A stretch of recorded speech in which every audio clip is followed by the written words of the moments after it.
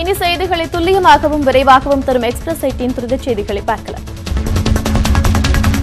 மதசார்பற்ற முற்போக்கு கூட்டணி வேட்பாளர்களை ஆதரித்து திமுக தலைவர் ஸ்டாலின் வரும் 20ஆம் தேதி பரப்புரையை தொடங்குகிறார். திருவாரூரில் பிரச்சாரத்தை தொடங்கும் ஸ்டாலின் மாலை தஞ்சை பொதுக்கூட்டத்தில் பங்கேற்கிறார். 22ஆம் தேதி காலை சேலத்திலும் மாலை தருமபுரி தொகுதியில் உள்ள ஒடசல்பட்டியிலும் வாக்கு சேகரிக்கிறார். 24ஆம் தேதி வடசென்னை தொகுதி வேட்பாளருக்காக பெரம்பூரில் பரப்புரை செய்கிறார். 25ஆம் தேதி காலை காஞ்சிபுரம் மாவட்டம் திருக்கழுக்குன்றத்திலும் மாலை திருவள்ளூர் தொகுதியில் உள்ள ஆவடியிலும் பொதுக்கூட்டத்தில் பங்கேற்கிறார்.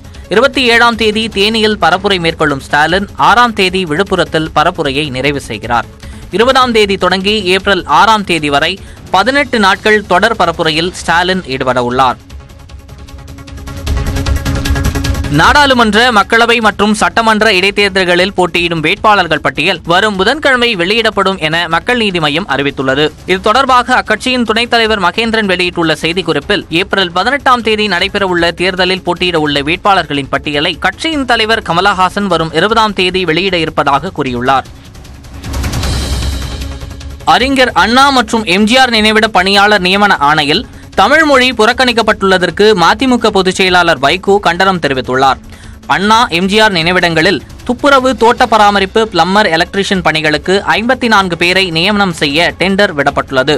ஒப்பந்த கடிதங்கள், ஒப்பந்தத்திற்கான ஆவணங்கள் அனைத்தும் ஆங்கில மொழியிலேயே இருக்க வேண்டும் என்றும், தமிழ் மொழியில் இருந்தால் அதனை ஆங்கிலத்தில் மொழிபெயர்த்து அளிக்க வேண்டும் என்றும், அவ்வாறு மொழிபெயர்த்து அளிக்காத டெண்டர் ஆவணங்கள் நிராகரிக்கப்படும் என்று நிபந்தனை விதிக்கப்பட்டுள்ளது. இதற்கு வன்மையாக கண்டனம் தெரிவித்துள்ள வைகோ இந்த அறிவிப்பை திருத்தம் செய்து தமிழ் மொழியில் ஒப்பந்தம் வெளியிட வேண்டும் என வலியுறுத்தியுள்ளார். தமிழ் மொழி அழிப்பு, தமிழ் மொழி புறக்கணிப்பு ஆகிய அநீதிகளுக்கு எதிராக தமிழக வாக்காளர்கள் கிளர்ந்து தேர்தலில் பாடம் புகட்டுவார்கள் என்றும் அவர் அறிக்கையில் கூறியுள்ளார்.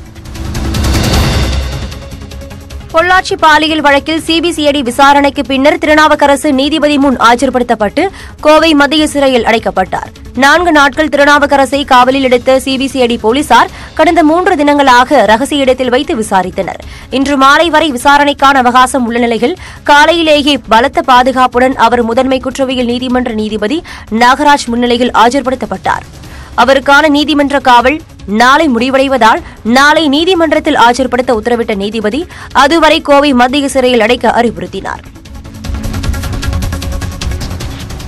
வேலூர் மாவட்டம் ஆற்காட்டை அடுத்த கலவையில் சிறிதும் மனிதாபிமானமின்றி குப்பை தொட்டியில் வீசப்பட்ட பச்சிளங்குழந்தை பத்திரமாக மீட்கப்பட்டது. கலவை அரசு மருத்துவமனை சவக்கிடங்கு அருகே அதிக அளவு காகங்கள் இருப்பதைக் கண்டு பள்ளி சிறுவர்கள் சென்று பார்த்தனர். அப்போது அங்கு பச்சிளம் ஆண் குழந்தை கோணைப்பையில் சுற்றப்பட்ட நிலையில் கிடந்ததைக் கண்டு அவர்கள் அதிர்ச்சி அடைந்தனர். இதையடுத்து அங்கு வந்த மருத்துவமனை ஊழியர்கள் தொப்புள் கொடி கூட அறுக்கப்படாமல் இருந்த அக்குழந்தையை பத்திரமாக மீட்டனர். பின்னர் குழந்தைக்கு பல்வேறு சிகிச்சைகள் வழங்கப்பட்டன. ஈவிரக்கமின்றி குழந்தையை வீசிச் சென்றவர்கள் குறித்து போலீசார் விசாரணை நடத்தி வருகின்றனர். உத்தரப்பிரதேச மாநிலத்தில் தேர்தல் பிரச்சாரத்தில் ஈடுபட்டுள்ள காங்கிரஸ் பொதுச் செயலாளர் பிரியங்கா காந்தி பிரயாக்ராஜில் உள்ள அனுமான் கோவிலில் சாமி தரிசனம் செய்தார். உத்தரப்பிரதேச மாநிலத்தின் கிழக்கு பகுதிக்கு காங்கிரஸ் பொதுச் செயலாளராக நியமிக்கப்பட்ட பிரியங்கா காந்தி கங்கை ஆற்றில் 3 நாட்கள் படகில் பயணம் செய்ய உள்ளார். வாரணாசி வரை கங்கை கரை பகுதிகளை சேர்ந்த மக்களை சந்தித்து வாக்குகளை சேகரிக்க உள்ள அவர் இன்று தமது கங்கா யாத்ராவை தொடங்க இருப்பதால் பிரயாக்ராஜில் உள்ள ஸ்ரீபதே அனுமான் கோவிலில் சிறப்பு பூஜைகள் செய்து வழிபாடு நடத்தினார். மறைந்த கோவா முதலமைச்சர் மனோகர் பாரிக்கர் பதவியொட்டி பனாஜியில் உள்ள பம்பாய் உயர்நீதிமன்ற கிளை மற்றும் மாவட்ட நீதிமன்றங்கள் இன்று மூடப்பட்டுள்ளன. மனோகர் பாரிக்கர் மறைவு இன்று தேசிய துக்க நாளாக அறிவிக்கப்பட்டுள்ளதால் கோவா மாநிலம் முழுவதும் மத்திய மாநில அரசு அலுவலகங்களுக்கு விடுமுறை விடப்பட்டுள்ளது. இதனிடையே அங்குள்ள நீதிமன்றங்களும் மனோகர் பாரிக்கருக்கு அஞ்சலி செலுத்தும் வகையில் மூடப்பட்டுள்ளன. பிரதமர் நரேந்திர மோடியின் நிர்வாகத்திறன் பற்றி குஜராத் ஆராய்ச்சி மாணவர் மெகுல் சோக்சி ஆய்வுக் கட்டுரை ஒன்றை எழுதியுள்ளார். அதில் மோடியை பற்றி 450 பேரிடம் கேட்ட 32 கேள்விகளின் பதில் இடம் பிடித்துள்ளன.